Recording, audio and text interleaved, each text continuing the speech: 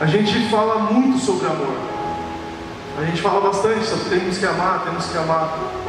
Só que Cristo ele dá um exemplo muito claro de como é amar. Ele vai dizer que aquele que ama, ele dá a vida. Aquele que ama o seu amigo, ele dá a vida por ele. Nesse texto também, em Efésios, mais para frente, ele vai dizer que o homem, que ama a sua esposa, ele deve se entregar por ela, deve dar a sua vida por ela, assim como Cristo deu pela igreja. E esse amor que ele diz para a gente que nós devemos ter, que nós devemos imitar, Paulo vai dizer aqui, é o amor do Calvário, que é um amor de entrega, um amor sacrificial, um amor que envolve sacrifício. É amar a todos, querido.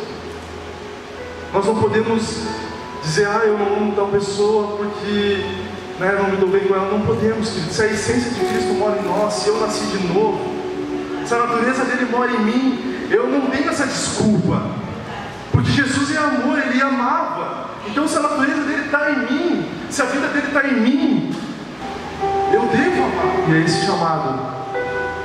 Para que nós venhamos ser semelhantes a Cristo, nós precisamos da habitação do Espírito.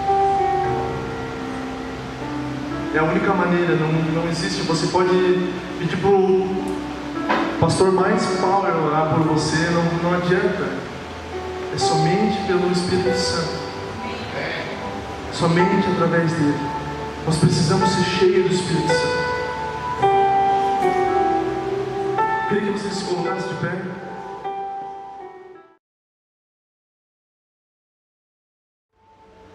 Eu estou aqui com temor e tremor, tremendo, mas que Deus possa falar aos nossos corações, amém? Eu quero falar sobre semelhança com Cristo, sobre sermos parecidos com Cristo, a imagem de Cristo. Quero tentar falar sobre isso nessa noite. Queridos, uma das perguntas que mais nos incomodam, nós jovens, qual é o propósito de Deus para a minha vida? Talvez em algum momento da sua caminhada você deve ter se perguntado: qual é o propósito de Deus para mim? O que Deus quer para a minha vida? Qual é a minha vocação? Será que todo mundo já se perguntou isso? Principalmente depois que a gente se converte, a gente quer saber: o que Deus tem para mim? O que Ele quer que eu seja? E talvez as nossas possíveis respostas sejam essas: Deus quer que eu seja um pastor, um missionário, um músico. Outros vão dizer: o propósito de Deus para a minha vida é que eu seja um médico, um engenheiro, um advogado. Essas são respostas plausíveis? Elas são respostas plausíveis, mas elas são apenas respostas intermediárias para uma resposta final.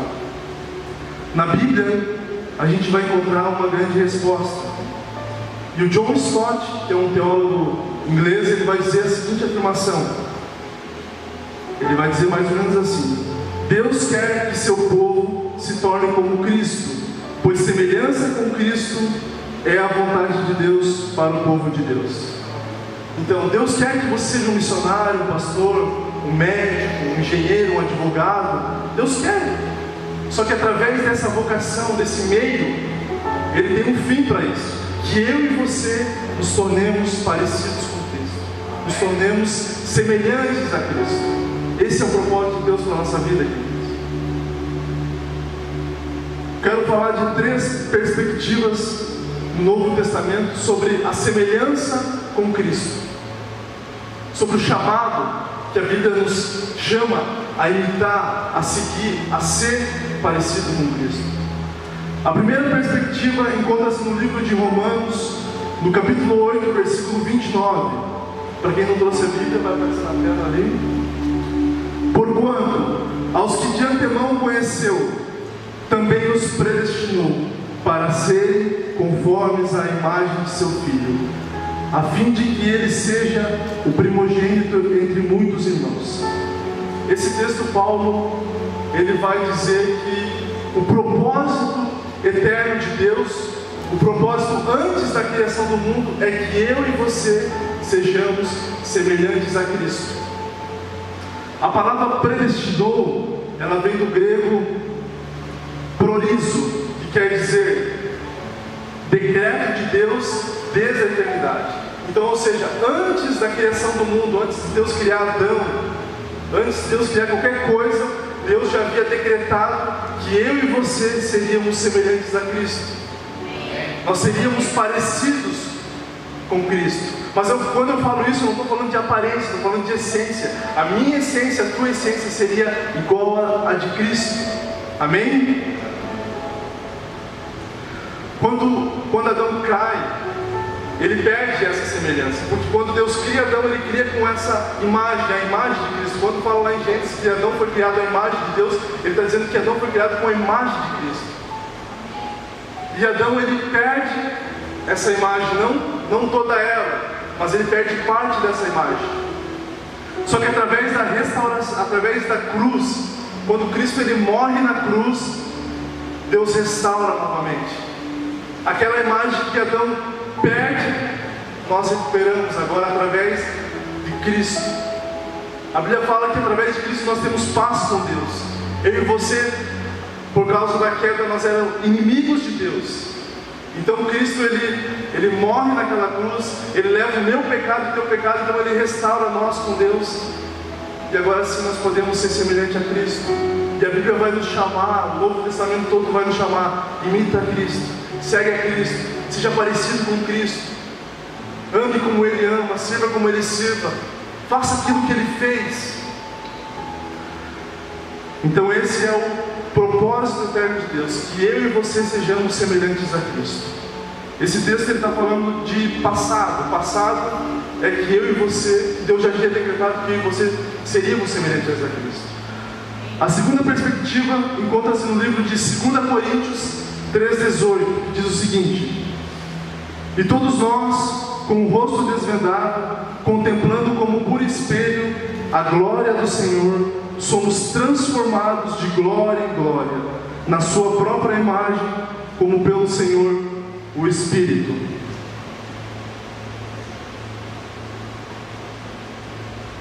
Aqui o texto muda. Do passado, Paulo vai trazer para o presente. Ele vai dizer da transformação histórica, ou seja, a transformação que Ele faz todos os dias na nossa vida, a transformação que Ele está fazendo agora, nesse momento. É essa transformação que Paulo está dizendo.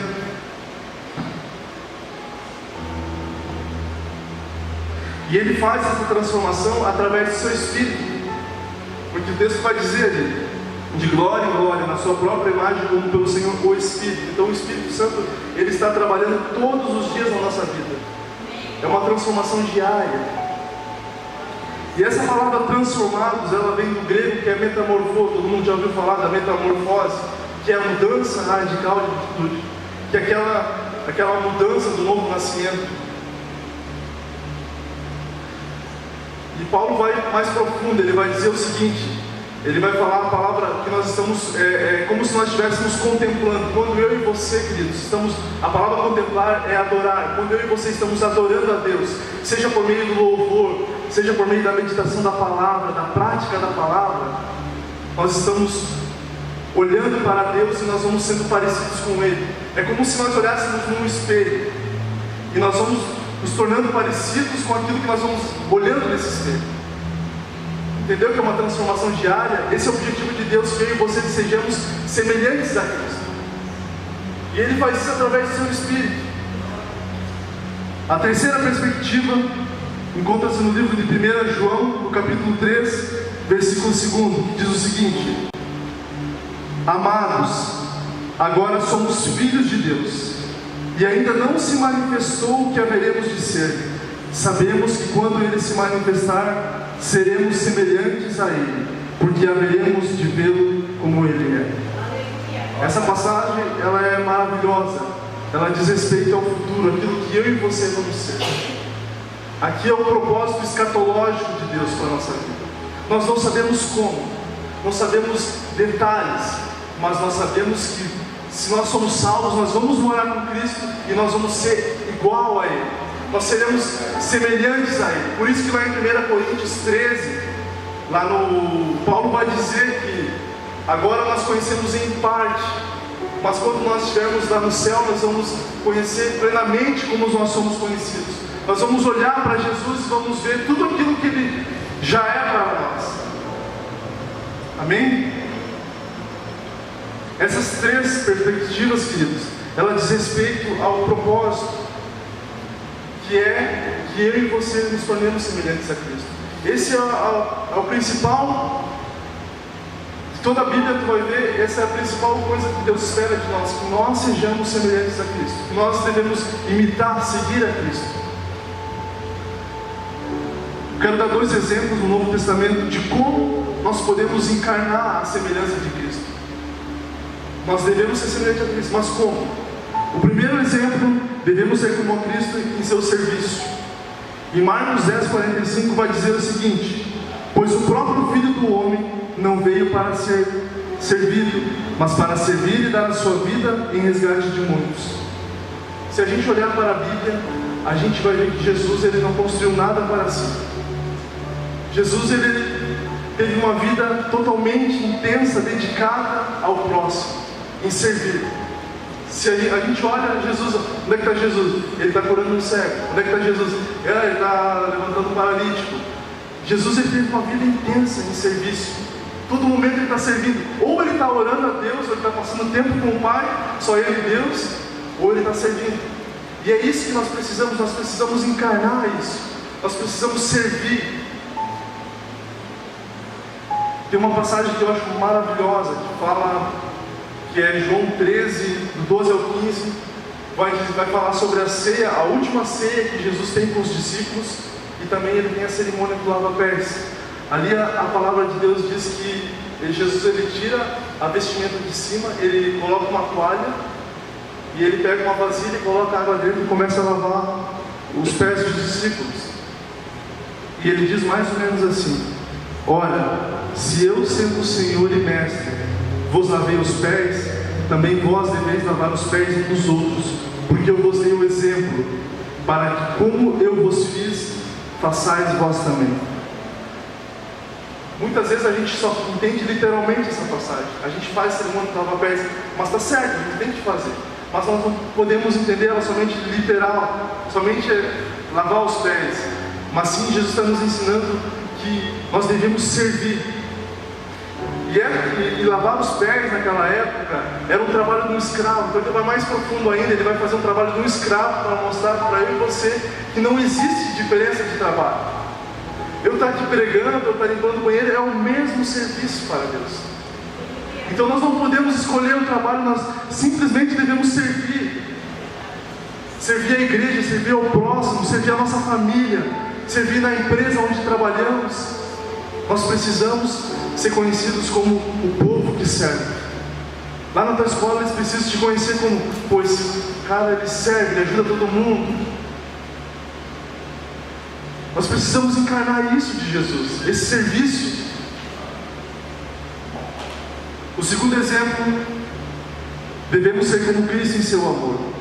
Efésios 5:2, Paulo vai dizer para andarmos em amor, como também Cristo nos amou e se entregou por nós, como oferta em sacrifício a Deus em aroma suave.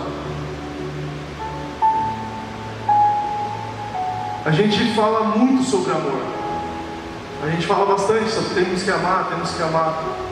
Só que Cristo ele dá o exemplo muito claro de como é amar. Ele vai dizer que aquele que ama, ele dá a vida. Aquele que ama o seu amigo, ele dá a vida por ele. Nesse texto também, em Efésios, mais para frente, ele vai dizer que o homem, que ama a sua esposa, ele deve se entregar por ela, deve dar a sua vida por ela, assim como Cristo deu pela igreja. E esse amor que ele diz para a gente que nós devemos ter, que nós devemos imitar, Paulo vai dizer aqui, é o amor do Calvário, que é um amor de entrega, um amor sacrificial, um amor que envolve sacrifício. É amar a todos, querido. Nós não podemos dizer, eu não amo tal pessoa porque não me dou bem com ela. Não podemos, querido. Se a essência de Cristo mora em nós, se eu nasci de novo, se a natureza dele mora em mim, eu não tenho essa desculpa, porque Jesus é amor, ele amava. Então se a natureza dele está em mim, se a vida dele está em mim, eu devo amar. Entendeu? Está em mim. É uma questão de vida. Se a vida deles está em nós, nós amamos. Nós somos um povo que ama. Nós devemos amar a todos. Deus vai dizer que Deus amou o mundo de tal maneira, Ele amou o mundo. Ele não disse, amei isso, pessoa. Não, Ele amou o mundo, queridos. E nós precisamos amar a todos, amar aos irmãos da fé, amar aqueles que não são da fé, mas que são nossos amigos ali fora, amar aos colegas de trabalho, da faculdade, aos nossos familiares. Nós precisamos amar. Quando João escreve Apocalipse, e lá, se eu não me engano, no capítulo 2, na carta aos Efésios, Deus vai dizer que a igreja de Éfeso, ela perdeu o seu primeiro amor. E quando ele fala isso, ele está querendo dizer o quê? Que eles eram uma igreja excelente. Eles pregavam a palavra, eles ensinavam, eles eram cheios de teologia, eles eram cheios de serviço. Era uma igreja excelente, só que eles tinham perdido o primeiro amor. Esse primeiro amor que Jesus vai dizer que eles perderam é que eles deixaram de amar antes de fazer as coisas. E nós corremos o risco de fazer as coisas sem antes amar. E nós precisamos amar antes de fazer algo. Para mim, que está pregando, eu tenho que amar antes. Entendeu? A gente precisa amar. Assim como Jesus nos amou e se entregou por nós, nós precisamos amar. Essa é a característica que nós devemos ter, nós cristãos. Nós precisamos amar. Amar no amor do Calvário, no amor de entrega, um amor que se sacrifica pelo próximo. Amém? A gente falou de tudo isso, falamos das 3 perspectivas, desses 2 exemplos. Eu não quero me demorar, queridos. Eu quero falar aquilo que Deus colocou no meu coração, aquilo que Deus ministrou no meu coração. A gente falou de tudo isso, do passado, que é o propósito eterno de Deus, do presente, que é o propósito que Deus Ele vai nos transformando dia a dia. Falamos do futuro, que nós seremos como Cristo, seremos semelhantes a Ele. E a gente falou desses 2 exemplos. Só que para tudo isso acontecer, para que nós venhamos a ser semelhantes a Cristo, para que nós venhamos encarnar o serviço e o amor de Jesus em nossas vidas, o que a gente precisa fazer? A gente se pergunta muito, mas o que eu vou fazer? Eu quero dizer que pela tua força você não consegue, pela minha força nós não conseguimos, querido. A única maneira de nós sermos semelhantes a Cristo é através da habitação do Espírito Santo. Somente através da habitação do Espírito Santo nós vamos conseguir ser semelhantes a Cristo. Somente através da habitação do Espírito Santo. Em Zacarias vai dizer que não é por força nem por violência, mas é pelo meu Espírito. A maneira que Deus escolheu de nos transformar, de nos fazer parecido com eles, é através do Espírito Santo. Por isso que nós precisamos ser cheios do Espírito Santo. Só que o Espírito Santo, ele não é aquele arrepio que a gente tem, sabe, quando o louvor está gostoso. Ele não é isso. O Espírito Santo é uma pessoa. Ele é uma pessoa. E para a gente ser transformado por Ele, nós precisamos ter relacionamento com Ele. Por isso que o processo de santificação, ele é uma obra do Espírito Santo em conjunto com nós. Porque o Espírito Santo ele não faz nada sozinho. Ele não vai fazer pela força. A gente precisa ter um relacionamento com o Espírito Santo.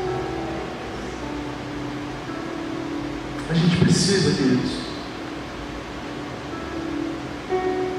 William Temple é um teólogo anglicano. Ele costumava ensinar a sua igreja com uma ilustração que eu quero ler para vocês, que eu achei fantástica quando eu li. Ele ensinava a partir de Shakespeare. Ele vai dizer o seguinte: não adianta me dar uma peça como Hamlet ou Rei Lear e me dizer para escrever algo assim. Shakespeare podia fazer isso, eu não posso. E não adianta me mostrar uma vida como a de Jesus e me dizer para viver como Ele. Jesus era capaz, eu não sou. Porém, se o gênio de Shakespeare pudesse vir morar em mim, então poderia escrever peças como a dele. E se o Espírito de Jesus pudesse vir morar em mim, então eu viveria uma vida como a dele. Você entendeu? O propósito de Deus em nos tornar semelhantes a Cristo é através da habitação do Espírito Santo. E muitas vezes a gente se pergunta, mas eu não pareço com Cristo, não estou nem um pouco parecido com Cristo. Talvez é porque a gente tem negligenciado o Espírito Santo. Talvez porque a gente tem deixado ele de lado. E a gente precisa, queridos, ser cheio do Espírito Santo. Ser cheio dele. E quando eu falo isso, não é, sabe, aquele reteté, isso é maravilhoso, mas eu estou falando que é diário. O Espírito Santo quer, não somente agora na igreja, ter um relacionamento contigo, ele quer todo dia. Ele quer acordar e que você venha dar bom dia para ele, que você venha ter todo dia. Que ele seja a primeira pessoa que você venha falar com ele. Somente através do Espírito Santo nós vamos conseguir ser parecidos com Cristo.